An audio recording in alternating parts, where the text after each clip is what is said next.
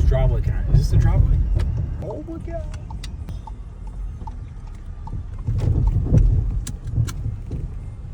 Big! Give me the keys! Hurry up! Take the money! Get out my face! What is going on, folks? We are in the other Subaru. We're in the Subaru Ascent, and we are going for a ride today. And while we're doing it, Harley and I are going to tell you the 5 things that you need to know before you purchase your first Kei vehicle.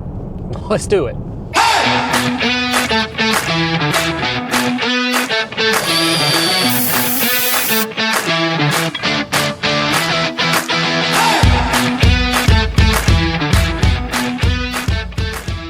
So whenever we're out and about, folks are always coming up asking us about the Sambar. Where'd we get it?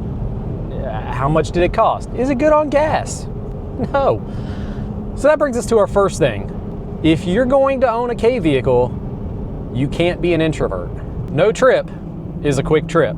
People are gonna wanna talk to you. As you're out and about, they've not seen these things before, or if they have, they've only seen them on TV or maybe on a YouTube video like this, or when President Trump was talking about how cute they were. They're very small, they're really cute. But folks are gonna wanna talk. They're gonna wanna know where you got it. Did you import it yourself? Was it hard to import? What's it like driving on the right side of the vehicle? Is it hard to shift? I bet it's good on gas. Are they easy to work on? How long you had it? All these questions get asked every single time that I try to go get gas for the Subaru Sambar. They're not fast. They're not meant for speed. Now sure, some vehicles are gonna be faster than others, right? It makes sense. Maybe you took that motor out and threw a Hayabusa motor in. They're not fast vehicles because you get stopped, you get talked to, and really in many states, you're not allowed to drive them on the highway. The reason, we're driving this today. So just keep in mind when you're out there driving around, it's not gonna be a quick trip. Now that brings us to number 2, which is parts can be hard to source. Obviously, Kei cars, Kei trucks, they're not made in America, they're made overseas. And because of the United States import law on 25-year-old vehicles being allowed to come over, we're not getting new vehicles, so they're going to need maintenance. Now, the Japanese culture for the Kei vehicles, Kei trucks specifically, they're very much looked at as possessions that are disposable. So it's not uncommon for you to find Kei trucks like the Subaru Sambar or the Suzuki Carry or the Honda Acti that maybe haven't had the best maintenance history in their life, and maybe they've had a hard life. So they might have rust, really bad internals in the engine, missed a few hundred oil changes. And it's important to know that those parts can't be picked up locally. Now sure, some parts are interchangeable. The Justy and the Sambar do share some similar parts. The Justy is not a recent vehicle either, so finding those parts can be difficult as well. That's fine, so we're gonna order our parts from Japan. Let's just hop on the computer and go to ineedsomepartsfromjapan.com, which I don't know if that's a real website or not. If it is, throw me some sponsorship money, guys, because I just put your stuff out there. You're gonna pay tariff. So when you're ordering parts, the parts are not gonna necessarily be the cheapest parts that you can find because you're gonna be paying for shipping and you're also going to be paying for tariffs. Now, the tariffs themselves might not be that much money, but the shipping companies also have to make their money for the logistics of it, and so they tack on their fees. And very quickly you can find yourself paying just as much in import duty as you are for the part. He said duty. Shipping speed is also to be considered. Now I got a brand new fuel cell for the Sambar. Why did I say fuel cell? I got a brand new gas tank for the Sambar, and UPS was able to get it from Japan to my house within 2 days. I've also ordered parts and FedEx hasn't been able to get them to me from the other side of the country in 3 weeks.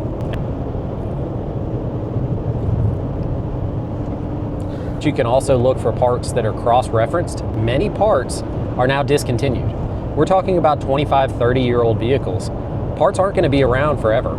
So as the Kei truck, Kei car interest explodes over the next few years, more people want to get these vehicles.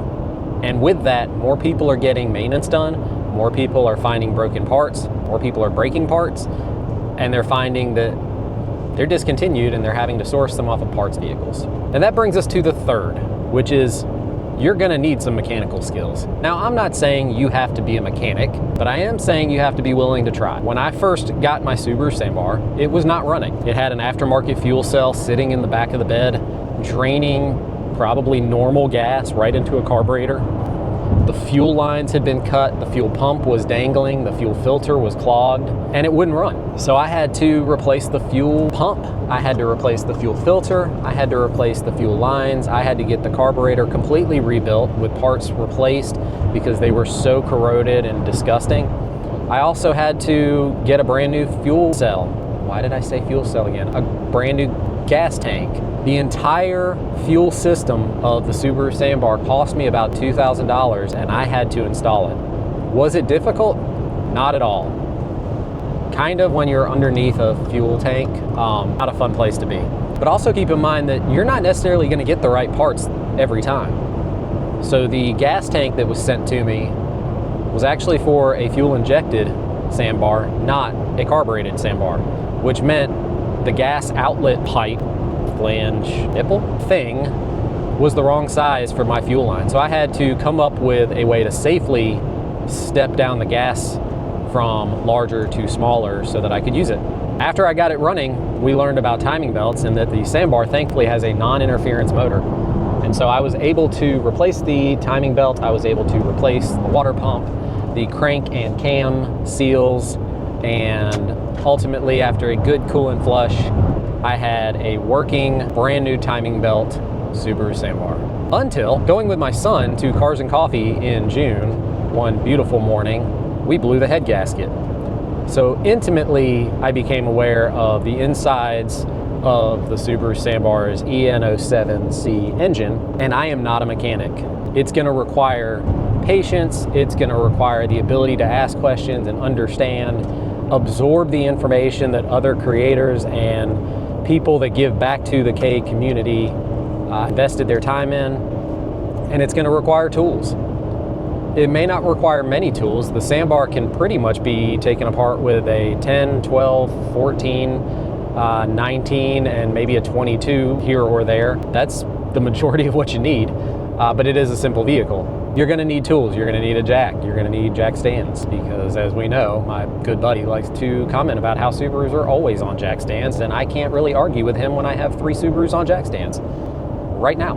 So if you're going to get a Kei vehicle, you need to have some mechanical skills or you need to be willing to learn. And that brings us to number 4. Pricing or shipping varies. Right now, you can find the Kei Truck, Kei Van, Kei Car of your dreams on Facebook Marketplace for anywhere between way too little and way too much. People are importing these vehicles, realizing others want them, and eager to make a quick dollar. That does not mean that buying it locally means that any service has been done. It doesn't mean that you're getting a quality vehicle. You're not going to get any kind of warranty. If you do, it will be from that dealer themselves, and you have to wonder if it will be honored. So you could also import them yourselves. Now, importing a vehicle is not a terribly difficult process, but it does require paperwork. It does require steps that you have to go through. But it's important to know that not all pricing is the same. Not all vehicles demand the same value. The Honda Acti, for example, has great aftermarket support, and because it's a Honda, folks will relate that to reliability. However, I have a good friend of mine that has a Honda that has problems all the time.